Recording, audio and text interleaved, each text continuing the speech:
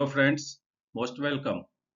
साथियों, जैसा कि हम लोग जानते हैं, पंजाब नेशनल बैंक ने अपने रिटायर्ड एम्प्लॉइज के लिए जो उनकी पहले से चली आ रही हॉस्पिटलाइजेशन स्कीम है, कंट्रीब्यूटरी बेनिफिट स्कीम, उसमें कुछ रिवीजन किए हैं।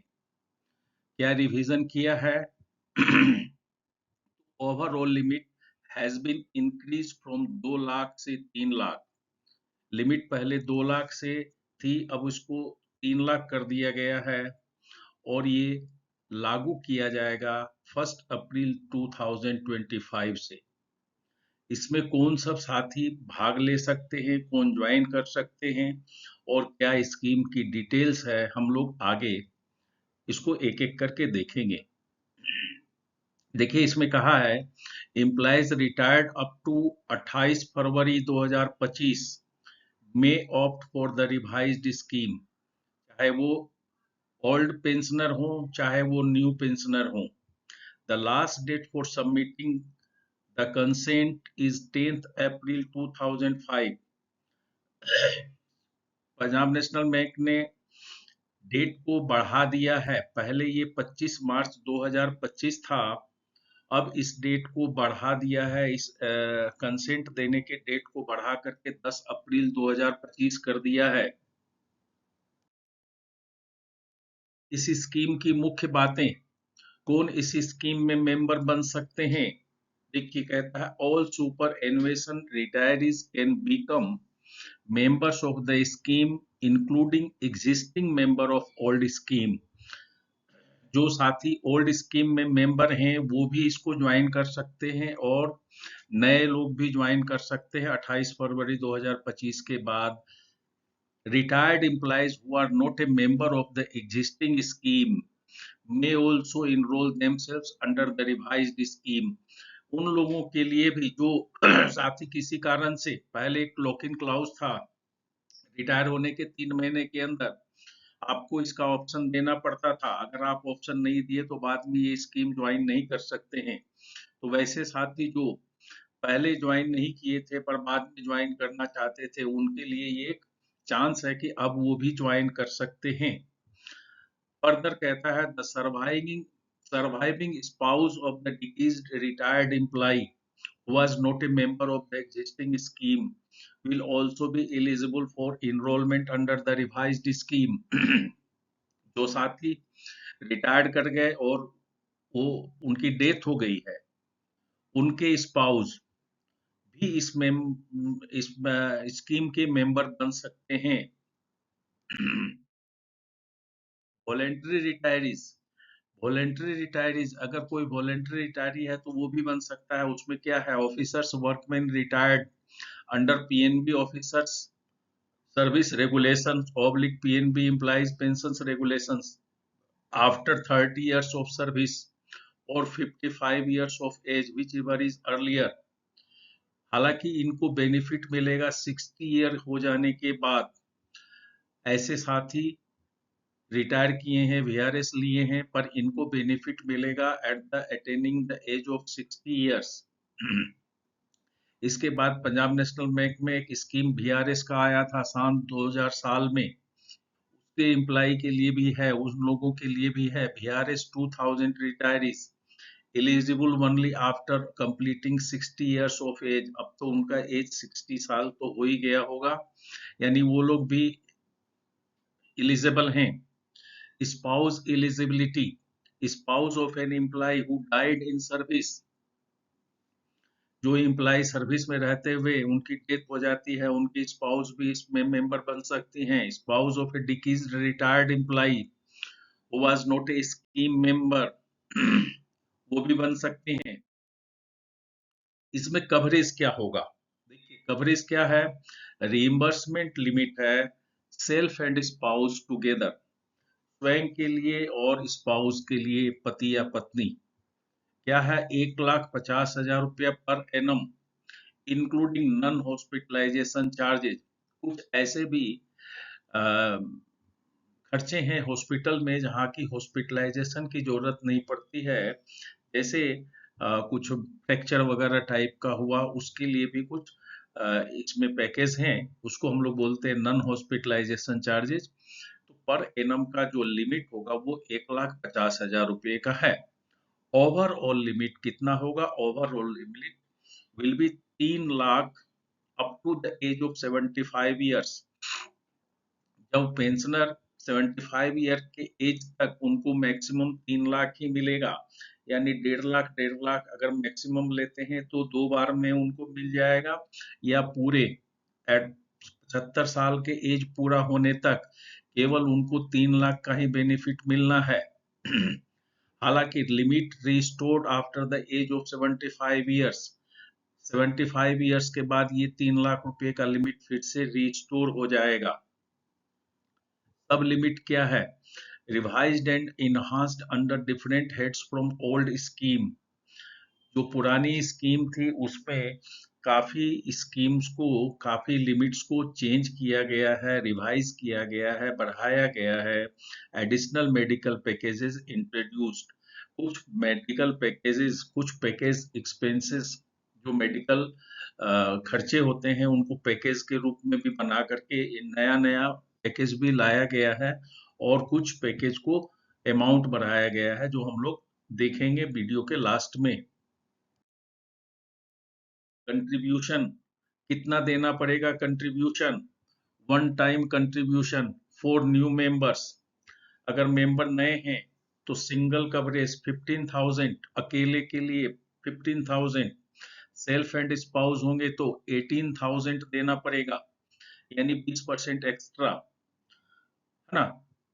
तो सिंगल के लिए 15,000 और पति पत्नी दोनों के लिए 18,000। वन टाइम कंट्रीब्यूशन होगा ये for existing member opting for revised scheme, यानी जो मेंबर अभी पुरानी स्कीम में मेंबर हैं, यानी 5,000 रुपया दे करके वो मेंबर बने होंगे, अब उनको 10,000 रुपया और देना है।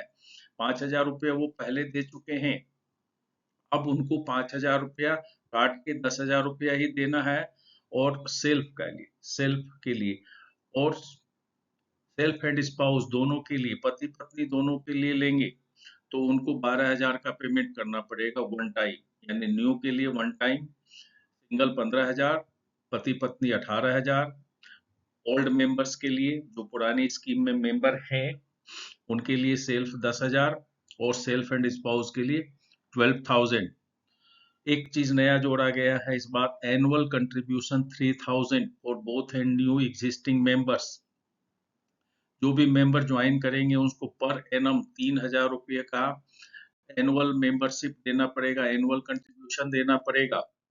देखिए पहले इसमें एक लॉक इन पीरियड भी हुआ करता था, now no lock in period under the revised scheme. क्या डोमिसिलरी ट्रीटमेंट इस पे कवर होगा?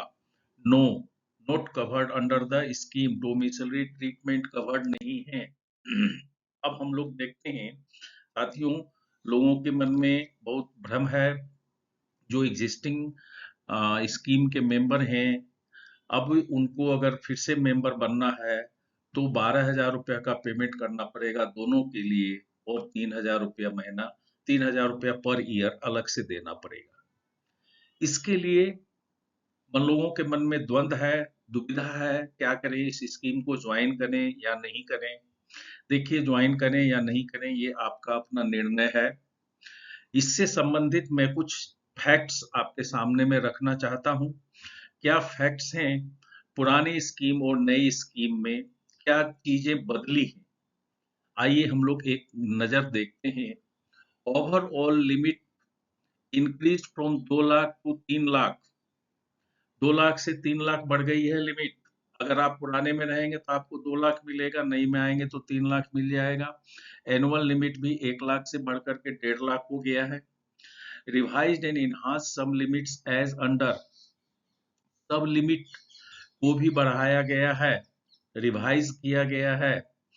Kidney dialysis limit increased ₹2, 1,50,000 from 25,000, जो कि पहले 25,000 था। किडनी डायलिसिस पुराने मेंबर्स को 25,000 का लिमिट लागू रहेगा, अगर वो नया ज्वाइन करते हैं तो 1,50,000 का लिमिट उनका हो जाएगा। Chemo radiation therapy limit increased rupees 1 lakh from rupees 25,000. Room charges also limit increased to rupees 2,000 from 1,000 in metros and 1,500 from 900 in other cities. Room charges भी मेट्रो और अदर सिटीज में बढ़ गए हैं, डबल हो गए हैं लगभग, और ये 67% हो गया है। Overall limits of medicine, pathological charges, visit charges etcetera increase substantially. पुराने स्कीम में और नई स्कीम में जो कैप था मेडिसिन पे, पैथोलॉजिकल चार्जेस पे, विजिट चार्जेस पे, उस कैप को भी सब्सटेंशियली बढ़ाया गया है नई स्कीम में। और हम लोग देखते हैं कैसे ये अंतर है। Introduction of some new packages, कुछ नई स्कीम में कुछ नए पैकेजेस को स्टार्ट किया गया है जो कि पुरानी स्कीम में नहीं है। देखिए, लंग्स ट्रांसप्लांट के लिए 1,50,000 रुपया, abdomen एपेंडिकोमी 40,000, removal of or other operation on gallbladder 40,000, hernia से related hernioplasty 40,000, बवासीर से related hemorrhoidotomy 35,000, removal of prostate 40,000, hysterectomy गर्भाशय से संबंधित कुछ बीमारी है उसका 40,000, वर्टिकोटोमी आंखों से संबंधित 20,000। अब देखते हैं कुछ पैकेज जो पहले से थे अभी भी हैं, पहले वाली स्कीम में भी हैं और अभी नई स्कीम में भी है, उनका लिमिट अभी क्या होगा। एंजियोग्राफी, कार्डियक हो, सेरेब्रल हो, रेंटल हो 20,000। एंजियोप्लास्टी अगर होगा, angioplasty without stent 1,20,000, with stent 1,50,000। Bypass surgery 1,50,000 का लिमिट। किडनी या liver transplant 1,50,000। Total hip joint, knee joint replacement 1,50,000। Surgery of stroke 1,50,000। Cataract 30,000। दोस्तों, ये यहाँ पे ही हम लोग खत्म करते हैं। ये सारा इंफॉर्मेशन जो रिवाइज्ड स्कीम है, लोगों के मन में द्वंद्व है, फैक्ट्स आपके सामने में मैंने रखा है, निर्णय आप खुद लें। मेरी अपनी बात है, मैं इस स्कीम में ज्वाइन करने जा रहा हूं। जब से मैंने इसको डिटेल देखा है तो मैंने लगा कि आप लोगों को भी इसके बारे में अवगत कराया जाए, सो दैट कि आप अपना पूर्ण विचार करके, समझ के इस पे निर्णय ले सकें। दोस्तों, आपका बहुत धन्यवाद है। जय हिंद, जय भारत।